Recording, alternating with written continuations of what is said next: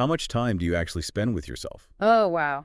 That is a heavy question to start with. Right. But I don't just mean, time spent entirely alone in a physical space, like sitting in an empty room or driving by yourself. Right, right. I mean time truly spent with your own mind, without any external input whatsoever, just you and your thoughts. Well, it's a question that, if we are being completely honest, makes most of us slightly uncomfortable, I think. Yeah, definitely. Because the uncomfortable truth is, for the vast majority of modern people, the answer is zero. I mean, literally zero. We've sort of engineered a society where silence is treated as a defect, like a bug that must be immediately corrected with stimulation. Welcome to the deep dive, everyone. We are looking at a really fascinating concept today from our source material called the staircase of stimulation. Yeah, it's a brilliant framework. It really is. And our mission today is to do a sophisticated philosophical exploration of our attention. We're going to unpack this staircase to examine not just what occupies our minds all day, but why we actually let it in. Because look, if you're listening to this, you are probably a curious person. You're the kind of person who is constantly plugging into deep dives like this one, reading articles, seeking out information. Always learning. Always learning. But today, we are going to interrogate whether that constant input is actually serving you or, and this is the scary part, if it's just keeping you distracted from your own mind. Yeah, it's a very sophisticated trap. But to understand how to curate our minds, we really first have to recognize the baseline reality of modern life. Which is pretty loud. So loud. Yeah. The fact is, true quiet has been almost entirely eliminated. I mean, every potential moment of quiet in your day is instantly paved over. Yeah. We fill it with music, with work, conversation, scrolling. It's like, You get in the elevator, you immediately pull out your phone. yes, or you walk to the mailbox and you have to put in an earbud. We are rarely ever alone with ourselves. It's like we treat our attention as this space that just cannot remain vacant for even 10 seconds. Right. And that brings us to the core thesis of the source text. Not all this stimulation is equal. We exist on this staircase of stimulation, and most of our day is actually spent on the very bottom steps. Okay, so let's walk through this. What is the absolute bottom step of the staircase? Step one is what the text calls empty noise. This is the unavoidable baseline. The stuff we don't even choose. Exactly. Think about workplace chatter happening around your desk, the constant pinging of digital notifications, those obligatory interactions in the hallway where you just have to say hello to someone. Right. These are environments that actively demand your attention but offer absolutely zero mental nourishment in return. I really want to highlight something about this for everyone listening, because there's this crucial paradox here. We can sit at a desk for 8 hours, right? Do very little actual physical labor, Yeah. but come home completely and utterly wiped out, Yeah. just destroyed. Oh, yeah. The exhaustion is real. And it's because of that empty noise, isn't it? Yeah. It is, because your brain doesn't just naturally ignore a notification ping or, a conversation happening 10 feet away. Your prefrontal cortex has to actively work to filter out that irrelevant stimuli. Wow. Yeah, it is quite literally burning glucose to actively suppress your environment so you can focus. You are expending energy just to maintain a baseline of concentration. So it just completely drains your cognitive battery without ever recharging it. Which makes total sense. Yeah. And so when we want to escape that involuntary noise, Mm-hmm. we logically try to move up a step, right? Yeah. We seek out things we think will recharge us. Right. And as humans, we are social creatures. So we assume being around other people will fix it. We go to step 2 on the staircase. Step 2, which is shallow connections. The shallow connection, the small talk, Yeah. surface level friendships, social activities that we sort of force ourselves into. Exactly. And the paradox here is that we mistake mere proximity to other humans for actual connection. Oh, that's such a good way to put it. We engage in small talk at a networking event, or we hang out with acquaintances, and it serves a very basic function. It prevents acute physical loneliness in the moment. Sure, you're not sitting alone in your room. Right. But it never crosses the threshold into genuine intimacy or psychological nourishment. And frankly, it is exhausting to spend hours in these first 2 steps. I mean, anyone listening knows this feeling. You can go to a party, be surrounded by 50 people for 4 hours, and leave feeling entirely hollowed out. Yes, completely drained by social activity. And it provides absolute zero genuine intimacy. Yeah. But why is it so draining? I mean, if we were wired to be social, why does small talk feel like running a marathon? Well, it's the difference between performative socialization and vulnerable connection. During performative socialization, which, let's be honest, is most small talk, your brain is in this highly active, hypervigilant state. Oh, right. You're constantly calculating. Exactly. You're thinking, am I smiling the right amount? Did I laugh at the right time? Am I standing weirdly? You are managing an image. Your brain is basically running a complex social algorithm. You're acting. You are acting. And acting requires immense cognitive load. When you are actually in a vulnerable, intimate connection with a close friend, that algorithm shuts off. The brain relaxes. Because you don't have to perform. Right. But when we spend all our bandwidth on empty noise and shallow connections, we are essentially starving for meaning while performing this highly taxing routine. That is so wild to think about. Okay, so since these bottom two steps, the empty noise and the shallow connection, they're mostly imposed on us by our jobs or by societal obligations. Yeah, we don't have a ton of control over them. Right. So we really need to examine what happens when we actually get to choose our stimulation, which takes us up the staircase to how we spend our free time. This is where things get really interesting. Step 3. This is the middle step. Filling the void. This is in the void. Yes. This is endless streaming, compulsive scrolling on social media, habitual entertainment, and sometimes, substances. So this is the stuff we reach for the second we get home. Yep. The workday ends, we walk through the front door, the house is quiet, and we are finally in control. And our immediate reflex is to turn the TV on. Yeah. Or pull out the phone. Okay, but I want to challenge you on this a bit. Yeah. Because I feel like we have to be careful here. Okay, go ahead.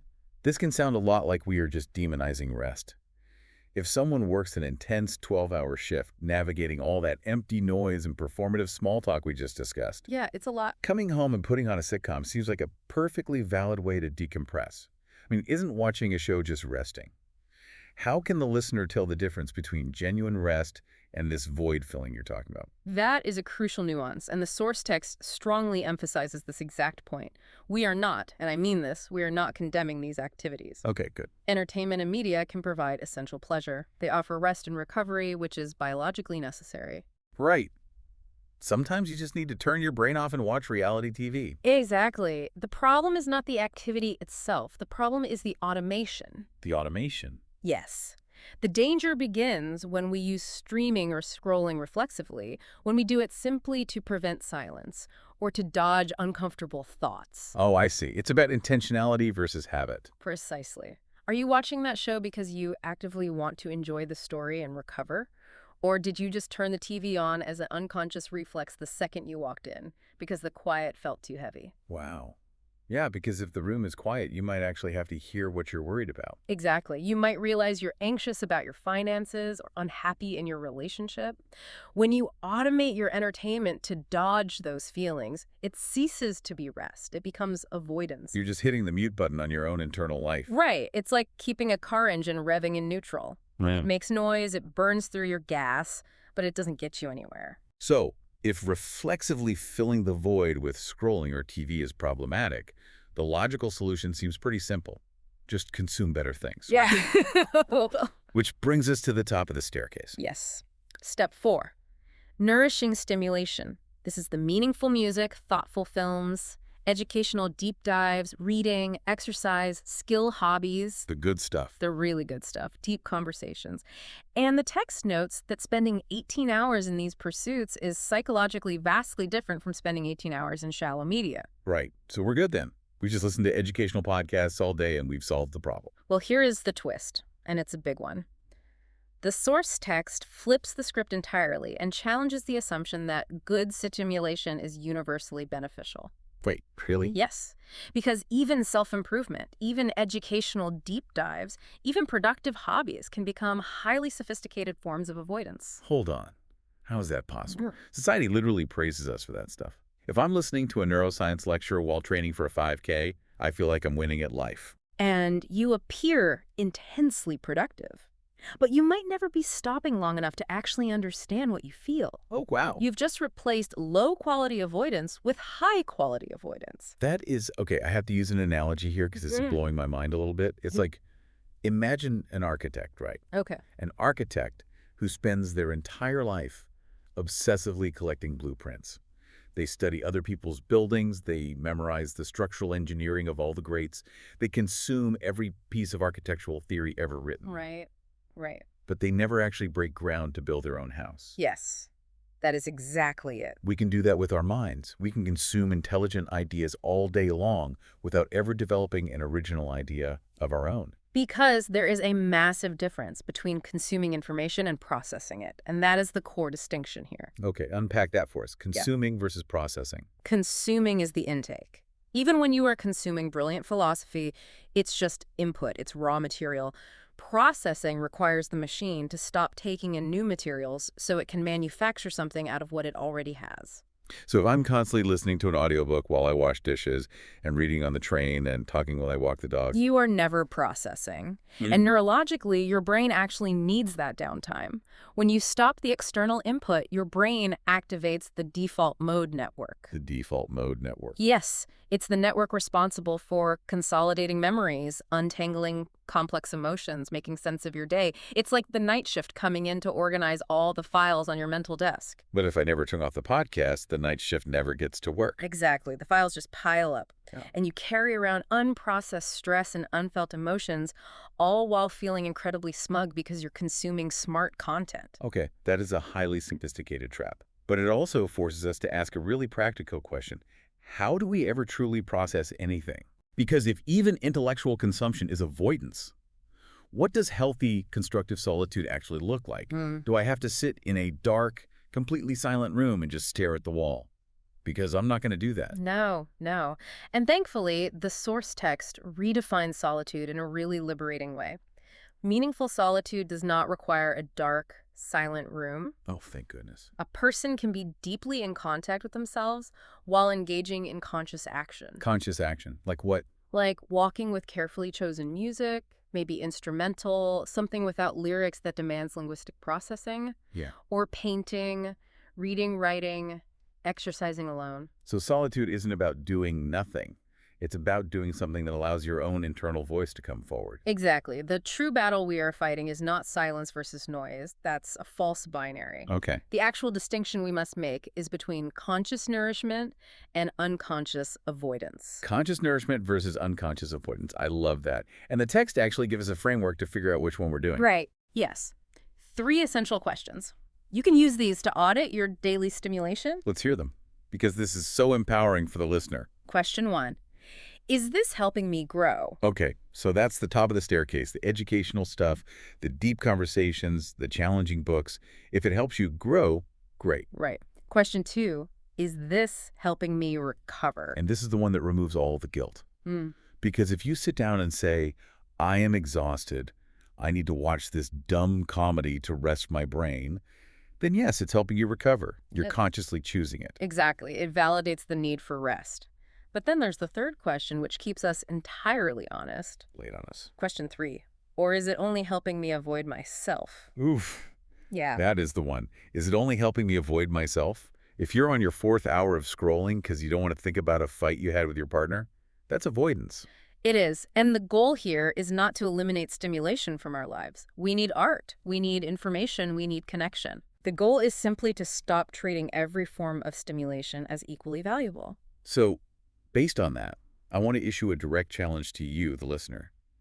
Straight from our source text, look at your daily routine today or tomorrow. Yeah, take a real honest look. Identify just 1 hour.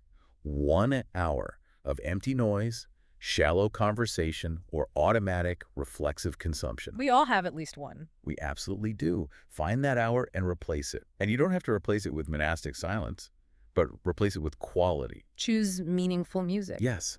Or physical movement, a deep conversation, or just uninterrupted reflection. Move from quantity of input to quality of presence. I love that. Ultimately, do not measure your life by how much you consume or how constantly occupied you remain. Measure it by the quality of attention and company you offer your own mind. Notice what becomes audible when the unnecessary noise fades. Exactly. You know, it really makes me think about how we treat our bodies. We meticulously curate our physical diets, right? Oh, obsessively. We read nutritional labels. We worry about what we put into our bodies because we know it affects our health. Yet, we leave the front door of our minds wide open to literally any passing noise. We just let it all in. All of it.